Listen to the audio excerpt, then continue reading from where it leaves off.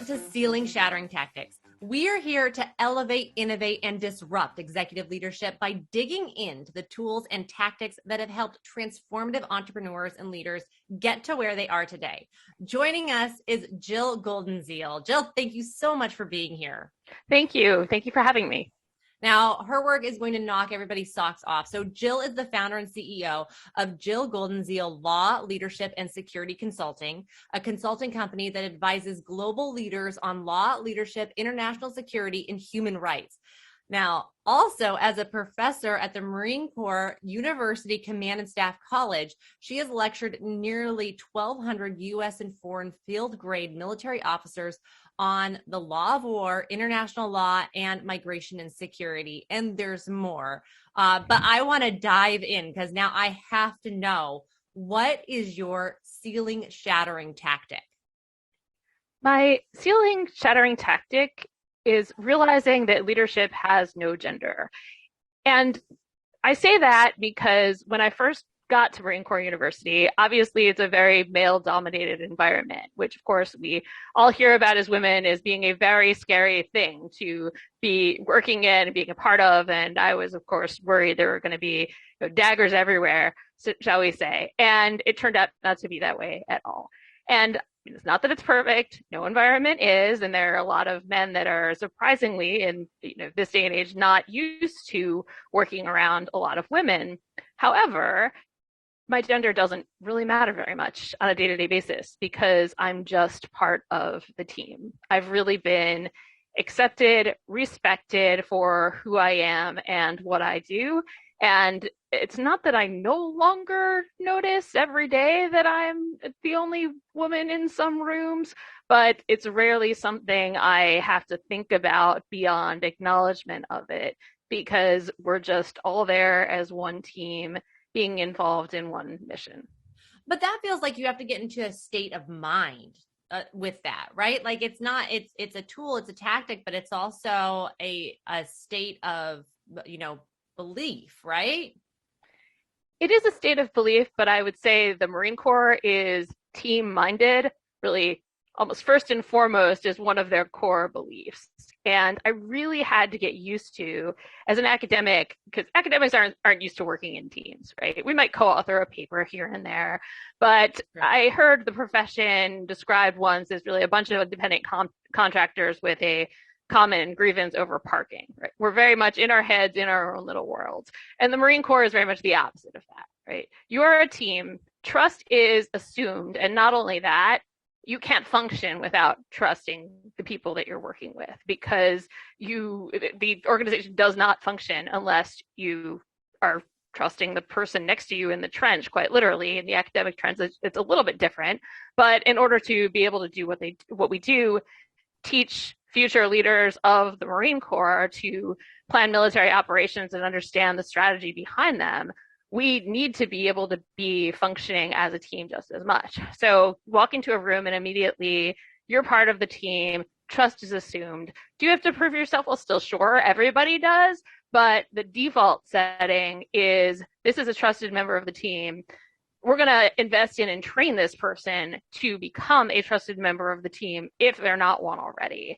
And that's very different than, say, when I worked at a law firm, and it was much more cutthroat type, throw in the deep end and see if they survive sort of situation.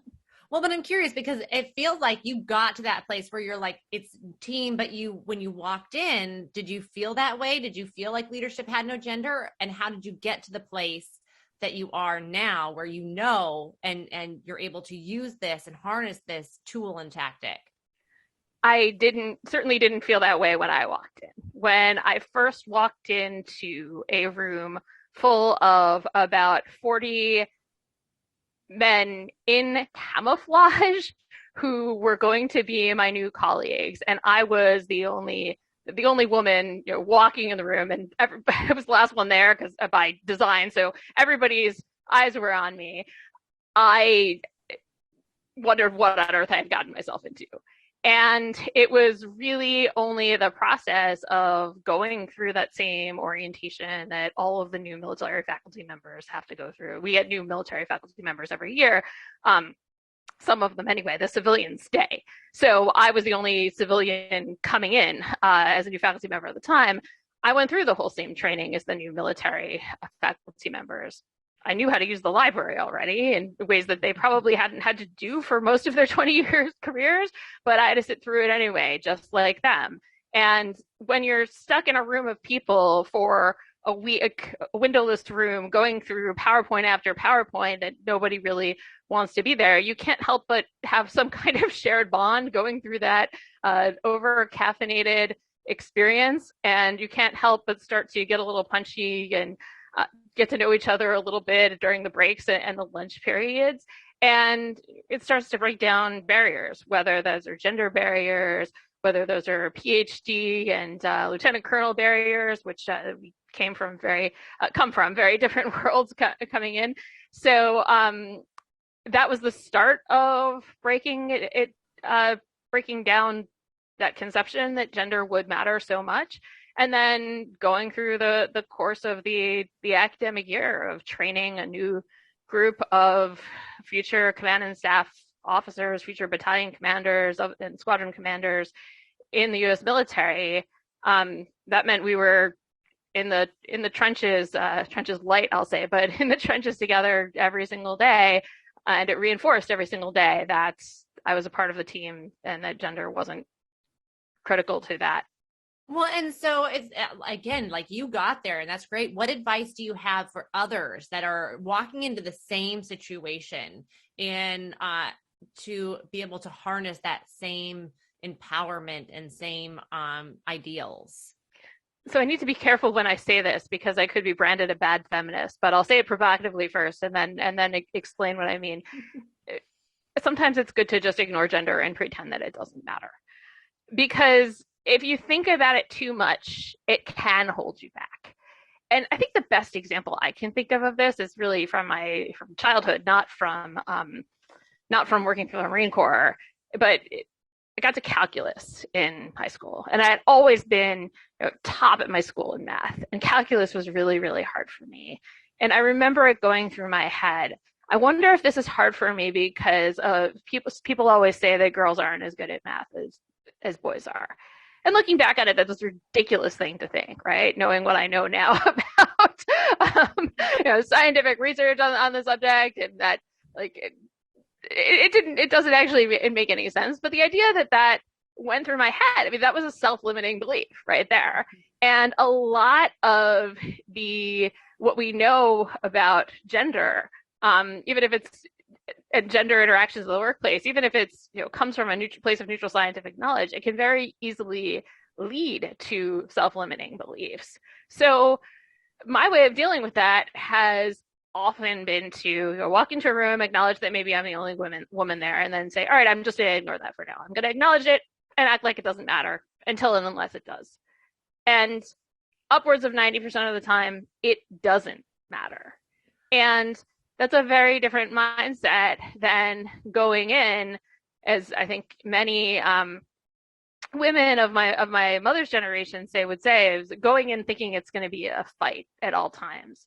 For me, that would be a very wrong way of approaching my job every day. I really love that, though, the concept that by putting something through a gender lens before even stepping into it, you automatically might put some self-limiting beliefs or frameworks around you. And if we eliminate that, then we're able to really come in and maybe see things and do things that we may have limited ourselves before. So I think that's fantastic. That's great. So in what way do you employ this in other areas of your life?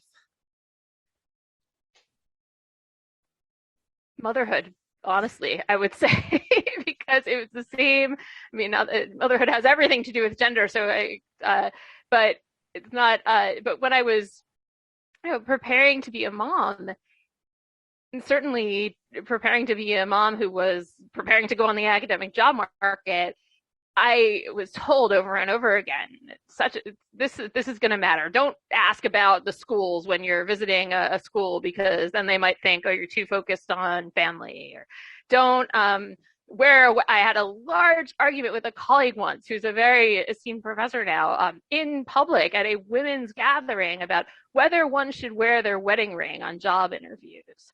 And her position was that you shouldn't, because people are going to make assumptions and that could limit you on the market. And my position was, well, I'm not going to stop being who I am. And that gets weird in a situation where in academia, if you're lucky enough to have a department where people like each other, you do see each other's families, and you do the line between work and life is always thin. It's always fairly thin. So it would be weird for them not to know I was married. And I do want to hear about schools when I go on job interviews, and not the bar scene. So if it's going to be a useful, and then what am I going to do? Tell them later? Oh, sorry, psych, I was married the whole time. So, but she had a extremely valid point as well, honestly, because she did get people who hovered over stood up and hovered over their desk and looked at her finger and said, "Oh, I see you're not married," during job interviews. So I've applied it to my life by saying, well, I'm going to pretend this doesn't matter, or say if it does, I'm going to accept that risk and move forward that way. And if it hurt me, I don't know, and I'm okay not knowing. Yeah, well, honestly, you're doing incredible things. So I love it. I love this tool or tactic. I think this advice is great. And now I want to bring in Molly, who is going to ask you our Dear Future Disruptor questions. Hi, Jill. It's so great to hear from you about gender and leadership. My first question for you is, what is one decision that you made that changed the trajectory of your life? Deciding to take a deep dive as somebody with absolutely no military experience to take a job that I didn't quite know was going to be as full body 24/7 consuming as it was as it has been with the U.S. Marine Corps, and that, coming from Harvard, which is a bit of a different place and known to be a bit of a different place politically than, say, the U.S. military, there were people who thought I was crazy, close friends of mine who thought I was crazy. But I had a close friend in graduate school who was a Marine, and I'd had many long conversations with him about the meaningfulness of his work and the intellectual side of the Marine Corps. And I knew that I could work for them, and that this was a chance to do the type of policy relevant academic work I had always wanted to do in not just my research, but my teaching as well. And it has changed me in ways that I think I still haven't fully processed yet after 5.5 years. Thank you so much. With that in mind, what are some resources that you would suggest for new leaders? Resources for new leaders. Interesting. Do you mean, I'm going to ask you to clarify the question because I want to make sure I answer your question. Do you mean books and materials, or do you mean deeper life resources in terms of what they should turn to inner strength? Anything? Yeah, any of the above, like books you could read, like skill sets that are really important, like networking, any of those. I think that it's really important to make sure to find your passion, whatever that is, pursue it, and also leave doors open to whatever may come your way. Because if you have no focus, you will get lost. But if you get too focused, you can miss out on some of the greatest opportunities that life has to offer. And I'll date myself. I'm not sure how old you are, but I mean, I grew up, I remember a time before the internet. Most of the jobs that I interact with on a regular basis now did not exist at the time I was in college. And international law as a field has come so far that most of the jobs really in the field right now didn't even exist when I graduated from law school. So if I had been completely closed off to, first of all, learning new things, but secondly, to being open to careers that I couldn't even comprehend when I was asking myself the proverbial "what do you want to be when you grow up" question at 18. I'd never be where I am now, and I want to keep making sure I stay open to whatever the metaverse may hold for us. And I mean the small M metaverse, not the corporation, although who knows. That's amazing. Thank you, Molly. And thank you so much, Jill. This has been a great conversation and a great advice and tactic that you've shared with us. So before we let you go, is there one thing we can share with our community that you're excited about right now? I'm working on a number of projects related to the legal risks of doing business with China and also how that relates to war. So for the academic / professional side of my work, it's all professional, but the academic side of my work, I'll say, and my work with the Marine Corps, I've been looking a lot at lawfare, law as a weapon of war, and so how the U.S. needs to actually step up its game because our partners, allies, and adversaries are using law to compete strategically against the U.S. and actually compete militarily against the U.S. in ways that we have not quite caught up with yet. But on the geopolitical risk consulting side of it, I'm really starting to think about how some of China's tactics in the legal domain, like creating clauses in investment contracts that require companies to only bring litigation or arbitration in Chinese courts, relate to the risks of doing business. And if a, say, large state-owned enterprise in a developing country signs onto one of those contracts, that can have huge ramifications for the business that they are involved in, but then also for any other investors from any other country in the world in that developing country. So I'm really trying to look at that and parse out what that means, both for individual deals, but also on a more global scale.